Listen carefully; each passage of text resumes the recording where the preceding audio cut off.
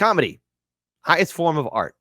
And I want to give a huge shout out to people like Lee Camp, Jimmy Dore, really good friend of the show. Shout out to Jimmy Dore. Shout out to even Russell and Keen. They do some good comedy. And you know what? I was surprised. Shout out to Right Brain TV when they had Max Blumenthal on, was Jimmy Dore doing that comedy special. Comedy is an art. And Tim Dillon schools CNN. I'm not going to waffle anymore. You guys can watch this. This is just a sit-down interview process, and I think it's only fair. We all deserve a laugh. Tim Dillon cooking CNN. But I ask because, do you feel like you're part of a new establishment that's being created? I don't think I'm part of a new establishment. I think it would be pretty difficult to look at these podcasts. I know it's a popular thing right now, especially in certain media circles, to say that after running an incredibly unpopular candidate who was introduced very late in the race because an elderly man who could not be the president, who everyone told was functioning as the president for 4 years, decided to, this wind is wild, huh? Yeah. See? But this was a very specific circumstance in which Kamala Harris ran for the presidency. Yeah. She was somewhat unpopular, and she was not a star in Democratic politics before this at all. And her communication strategy was pretty weak. I think most people have admitted that. So to hang this defeat all on a few podcasts and to say that they were the problem, I just don't buy the narrative. So I don't think I'm a new establishment. If you weigh, again, a few comedians with podcasts. I want to pause here. Look, podcast didn't cost Kamala or the Democrats the election. It was the Democrats, okay? What do we know? What do we know here? Okay, and I'm going to rewind just a little bit and play the rest of the video in its entirety. So I'm pausing here. Hold on, just hear me out here.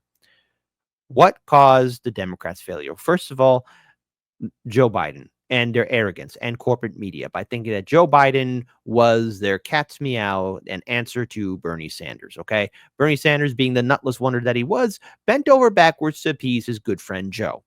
Now, what was wrong with Joe? Well, first of all, the guy has prostate cancer, and we all know my opinion of cancer. I don't like cancer. I hate it. For me, it's hit a lot of people close to me on a very personal level. I hate cancer, okay? But that doesn't give the excuse for the Democrats for putting up somebody who not only had skin cancer, prostate cancer, but also had mental decline as well. The man wasn't sharp at all. And for 4 years, we had a senile president that was deteriorating before us, who was nowhere near fit for the job. And dare I say it, if he did get reelected, there's a good chance that he'd have to step down. Or maybe if they kept on denying, he would die in office due to so many medical problems. I mean, sooner or later, once you have all these problems, hey, the sun is setting. You got to go. It's going to happen to all of us. We all have an expiration date. We don't know when it will be. And then, of course, you have Kamala Harris, whose campaign died before the first primary state, who couldn't even communicate, who tried to dictate terms to Joe Rogan. All right, the most popular podcaster of our time, #1 show of all time. You don't do that. So was Tim saying, like, hey, look, it's not a new establishment. Now, you can make an argument that, okay, maybe there is an online, club. There is a big club. But it's not the comedian's fault or podcaster's fault that a politician sucks. It's the politician's fault. It's the media's fault. All right. And if people want to poke and make fun of it, fine. That's what's going to happen. This isn't open for a debate or discussion, because I've had people say, oh, well, it's Stu Dissident's fault. It's INN's fault. It's RBN's fault. It's Hardland's Media's fault. It's Jimmy Dore's fault. It's Kim Iverson's fault. It's Savvy Sab's fault. First of all, it's nobody's fault. We just do commentary, news, and analysis. Is it our fault that our audiences have functioning brain cells to sniff through BS and are able to maybe awaken, hopefully through conversation and discourse, their friends and neighbors and loved ones and tell them, hey, the two-party system is going to screw you up the wazoo? All right. So it's nobody's fault here. That's how the Democrats lost. They lost because they did it to themselves. And she was not a star in Democratic politics before this at all. And her communication strategy was pretty weak. I think most people have admitted that. So to hang this defeat all on a few podcasts and to say that they were the problem, I just don't buy the narrative. So I don't think I'm a new establishment. If you weigh, again, a few comedians with podcasts versus all of the people that supported Kamala Harris, Democrat donors, billionaires, big people. If the idea is that me and a few comedians have more power than multi-billionaires, huge media institutions, a whole political party apparatus, I just don't think most people are going to buy that. I think it seems like a great way to excuse running an unpopular candidate on a platform that American people weren't sold on. I think even beyond politics, though, even beyond the question of the election, like, again, I know that the liberal Joe Rogan conversation is so dominant and I think not nuanced enough, but there is power in a massive audience. There's absolutely power in a massive audience. But if you're saying that power is equal to the CIA or all of these other people that have been very critical of President Trump, right? Yeah. So the idea that the power that Theo Von has would be equal to the intelligence agencies or these massive legacy media institutions seems crazy. But you got way more audience than when you're saying we don't have power, we're not the CIA. Well, there's some gradations between that, and also I'm sure there's just you use the word establishment. Yeah. I didn't say that we didn't have any power or that audiences weren't powerful. But when you use the term establishment, I think that's more than just having an audience. That's having an institution. I'm going to rewind this, but Mastermind, you bring up a good point. She's going to keep fishing until she gets the answer she wants. Look, CNN, here's the real truth. CNN, MSNBC, New York Times, Washington Post, Huffington Post, BuzzFeed, all of you lovely, lovely institutions, ABC, even Fox News. Why not? Throw them in the mix. Every single one of you. 2016 was a godsend for you. Donald Trump gave you that extra boost in views. Everyone forgets that before the 2016 election cycle, corporate media was in the early stages of downfall. Were it not for the Trump train, I know, the Trump train, I'm taking it. That's right. Take that, conservatives. That's right. No sound bites. Shout out to Mike if he's watching. Step aside. This leftist who's politically homeless is stealing from you guys. The Trump train, if the Trump train didn't come into town, they were going to die off, okay? 2024 would have happened in 2016, all right? We already see the media hemorrhaging views. They're dying. They were dying. They were dying. They were dying. And Trump was the biggest thing in their life. He was their golden cash cow. You would think that they would constantly be hitting and nudging for him to win in 2020. You would think that they would be doing that because he's good for views. Remember what CBS Les Nunez once said. What Donald Trump is saying is bad for America, but good for CBS because it brought in the views. And now corporate media doesn't have the views. A lot of their talent is now coming into our backyard. But hey, I'm all for free speech. I know. Consistency. Kit, are you really for free speech? Yes. Even these corporate media pundits have a right to have a show on YouTube or Kick or Twitter or anywhere else. But I just remember a time when they laughed at us. That's all. I remember a time when they cheered for our censorship. But sure, I'm not. Am I mad? Type 1 for no, Kit. You set the standard of sanity for the whole world. Type 2. Uh-oh. Kit's a little angry. I wonder how many 2s will be in the chat. Let's rewind this. When you're saying we don't have power, we're not the CIA. Well, there's some gradations between that, and also I'm sure there's just you use the word establishment. Yeah. I didn't say that we didn't have any power or that audiences weren't powerful. But when you use the term establishment, I think that's more than just having an audience. That's having an institutional component that I don't think we have. But I think legacy media does. I think the government and the intelligence communities do. I think Hollywood certainly does. And I think all of those people, all of those power factions have worked together for a very, very, very long time. So to say that a few comedians with podcasts equal that seems crazy. I see to why. me. Okay, I understand. That's the only thing I'm saying. Okay, so first of all, look, I think she is fishing for an answer, but in an intelligent, calm way, Tim Dillon, corrected it. All right, and I just want to play one other video here too, because then there's also CNN's short 5-minute version of this video. I can name you very successful left-wing or left of center comics who are playing in theaters and arenas and have movies out. And then I can name you some which apparently now there's 5 podcasters that dominate the whole world. This is a crazy thing. But this is every article that's been written since the election. I understand. Is that 5 guys now are the only people in comedy who make money or have audiences. It's the craziest narrative ever. And it came off the heels of running one of the most unpopular candidates with a platform that the American people largely rejected. They largely rejected this platform, and they rejected it in 2016. And then everybody got together and said, it's actually these 5. We're going to rewind this, but William Charles, yes, from I, Claudius, was Caligula. Do you think I'm mad? What? Mad? Yes, there are sometimes. And be honest with me. Do you think I'm mad? No, never. You set the standard of sanity for the whole world.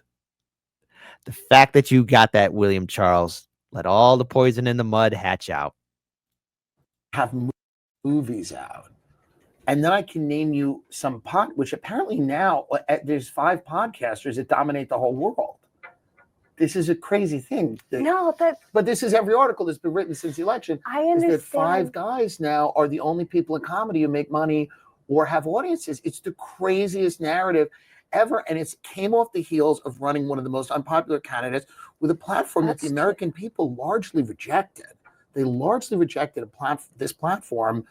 And they rejected it in 2016.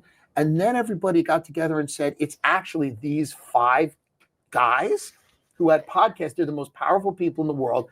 They're the new establishment. And they're the reason for this electoral defeat, not our unpopular policies and our candidate who ran on a platform of joy. So I just wanted to state this out here. The fact that CNN is relinquishing their power and thinking that, it's just these 5 guys, these 5 comedians who are dictating terms of who is going to be in control and who's the new establishment and everything else, But you know what? Look, it is not my fault. It is not my fault that the Democrats ran such a piss poor campaign. It is not my fault or anyone else's fault that the Democrats did this to themselves. And CNN is still trying to come to terms with their defeat. I want to play this video here. Shout out to Case Study QB. Follow him on all of his social media because, look, he's wrongly being censored. But shout out to him. I don't have any friends in LA. I'm just friends with RFK and his wife. And that's all I need. That's all I need. Yeah, they're amazing. His wife, Cheryl, is the actress from Curb Your Enthusiasm. She's so sweet and optimistic, and he's less optimistic because the CIA killed his whole family. Hell, I don't do it anymore, man, and I'm not doing it. You're way up with cocaine more than anything else you can think of. Cocaine will turn you into a damn owl, homie. You know what I'm saying? Yeah. You'll be out on your own porch, Yeah. Right-wing comedy. Listen, I follow Theo Von. I follow Tim Dillon. I follow Joe Rogan.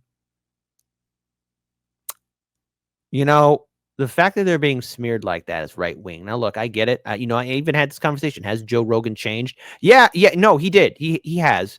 But I understand why he changed, because of the amount of constant pressure from corporate media saying, "Oh, you're responsible for this. You're responsible for that." I get it. But look at this. Look at this. Right wing comedy on the rise of age of Trump. Oh no, right wing. Comedy has changed. There's a hugely influential group of comedians with a kind of right-wing countercultural vibe. Tim Dillon, Andrew Schultz, Tony Hinchcliffe, Shane Gillis, Theo Von. They're friends, they're in Joe Rogan's orbit, and they podcast. Oh, hide in your blankets, hide under your bed. Get in the car. It's a zombie apocalypse. It's like Project Zomboid. Build a shelter, build a base, run away, hide. Grow up. Some of them with very powerful people. You drink coffee, man, or no? Nah. Really? Yeah, that's so right wing. These guys all have Netflix specials, but most of their work by volume is podcasts, endless hours of podcasts. They talk about current events, in part, Tim Dillon said, because the YouTube algorithm rewards it.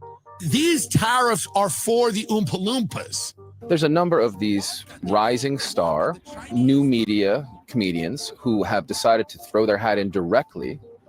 Don't talk to me about about the algorithm, okay? I have my opinions on the algorithm, okay? I do. The algorithm is a brutal mistress that will screw you up the wazoo, all right? So grab that strap on and be unapologetic, okay? All right? The algorithm doesn't care. The algorithm does favor people. Yes, this is true. But I find it ironic how CNN and corporate media had control over the algorithm. They did. Still do. Still do. I'm not mad. I'm not mad. I'm not mad. I'm not mad. I'm not mad. I'm not mad. I'm not mad. I'm not mad. With the right side of the American political spectrum, who are ascendant. I don't think you can deny that. Republicans are the party with a good sense of humor. Trump's campaign did.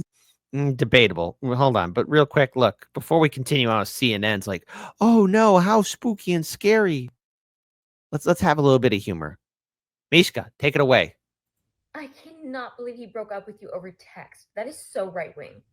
Babe, do these jeans make me look right-wing? Snape is so right-wing. What? That is so right-wing! Oh, so right-wing. Ow. Racist. Racist. She's right. When that needle stuck her, it was racist. See potential in their audiences, and he had a strategy of reaching young men on YouTube through a significant podcast tour. More did vote for him in 2024 than in 2020. Barron is 18. He's handsome. He's tall. Yeah. He's rich. He's got the whole ball. He's unleashed in New York City. Are you sure you want to reverse Roe v. Wade now? Dillon hosted JD Vance just before the election. Okay, Kamala Harris is the person who, when you tell a really funny joke, she says, "Well, that was like kind of offensive." Right. Yeah. Did you find him to be authentic? I found him to be a politician. These are not the coolest people in our world. They're like dork politicians. Yeah, but they want you to make them look cool. I think they want to tell people who they are, and it's a version of who they are that wants a job. He invited Bernie Sanders on his show, but the senator's staff hasn't been able to schedule it yet. Dillon says he invited on Tim Walz during the campaign, but didn't hear back. Who's been the candidate of stopping the stupid wars? Basically nobody in 40 years, with the lone exception of my running mate, right, of Donald J. Trump. What attracted me to a lot of what Vance said in that interview was that he was saying things like, we don't want to run the American economy on permanent war, and we don't think it's a good thing. The wars continue. That's why I'm disappointed. People who seem to. There's this slang in internet debate, to steel man, which means to use a very strong version of an argument. Dillon and I used it when talking about criticism of his interviews. Can I make the Steelman Yes. case for you being bad? Yes, absolutely. The Steelman case for you being bad is you rolled out the red carpet for JD Vance to make his case that he's just like you, man. He likes jokes, he hates war, and then that enables him to get in office and deport people on college campuses for saying this war is bad. Do I criticize that? I absolutely do. Your case makes sense. If I go on my show and I go, JD I realized something's different and they should be deported and we should do this. If I went along with it, I'm bad. I'm saying I don't agree with that. Don't deport these people. It's absurd. So if JD Vance wants to come on my show and goes, hey, I believe this, that, and the other thing, and I go, that sounds good. But then in practice, he does the opposite thing. I call him out. And if you don't call them out, that's when you suck. if you can both be attaching yourself to a wildly famous person like Donald Trump and also be labeling yourself as countercultural, even as you ask, frankly, not very challenging questions, that's a real sort of combination. It's kind of a magic trick that they've pulled, but it's a good business model. But they don't back every Trump policy. There are some cracks in this loose coalition, especially over the idea of war with Iran and the war in Gaza. Well, that's one thing that Trump said. If I get in there, 24 hours, the war's over. That's a tough one. 24 is tough. That's obviously. But hopefully they figure it out, because it is it's unfortunate. Yeah, it's fucking crazy. The human toll is unreal. Like, I'm kind of conflicted about Trump, like with his stance on Gaza, right? To me, that's like, I totally disagree with him on it, and it's like it's hard to reconcile it in many ways. I guess I'm curious whether you think or expect or hope that just as these politicians have seen something to gain in your audience, do you think they'll listen at all? Well, politicians never listen. I mean, here's the thing I've learned the hard way, that they'll always crap in your hat. These politicians will crap in your hat and not give a damn about you. And see, the thing is, that's a common theme all over the world. Okay. And in the United States, hell, I think we're the world heavyweight champions. Now, if more people do speak out, I've had this conversation with Larry Sharp. I've had this conversation with a lot of people in independent media all across the political spectrum. Yeah, we want these wars to end, but there's money to be made in wars. Now, Trump, to his credit, I don't know. Can he pull off a full-on ceasefire with Russia and Ukraine? Maybe end the war, the genocide in Gaza? I don't know. I'm gonna test fate. I hope he succeeds, okay? And when I say he succeeds, that doesn't mean, oh, I want him to win and constantly get more power. No. What I'm trying to say here is that haven't enough people died? Don't we all want to go back to normal? Like not worry about all of us getting nuked or seeing dead men, women, and children on our smartphones. I mean, the world's not perfect, but hasn't there been enough slaughter? I want him to succeed, but I'm not going to hold my breath. I'm expecting more bull. That's what I expect. Will politicians listen to their constituents? Yeah. What a great question with an unknowable answer. I mean, I think a lot of people elected Donald Trump hoping that we were not going to continue foreign wars and spending American money for foreign wars. This is the whole thing. Everybody campaigns on a laundry list of things they're going to do, and are they going to do them, and are they going to listen? I mean, it's a great question. Ellie Reeve, CNN, New York. Ooh, and it leaves everything on a here. We'll leave this on a funny note. I cannot believe he broke up with you over text. That is so right-wing. Babe, do these jeans make me look right-wing?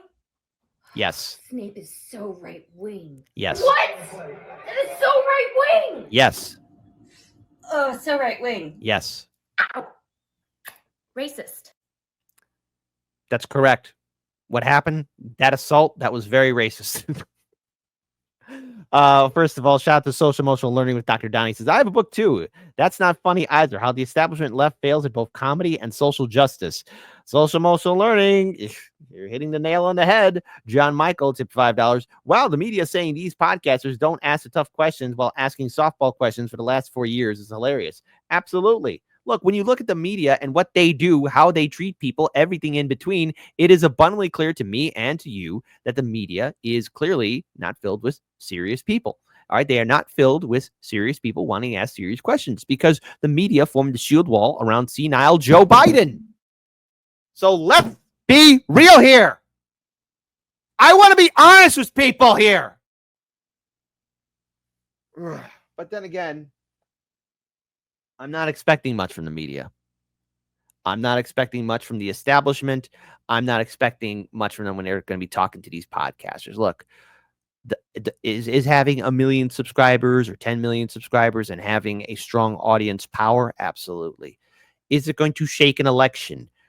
No, it could probably push an election, but will it shake anything? No, because it comes down to the candidates and how they perform and how they handle every single town hall, how they handle every single debate, how they handle questions from the press, how they respond to current events that is happening on the election cycle.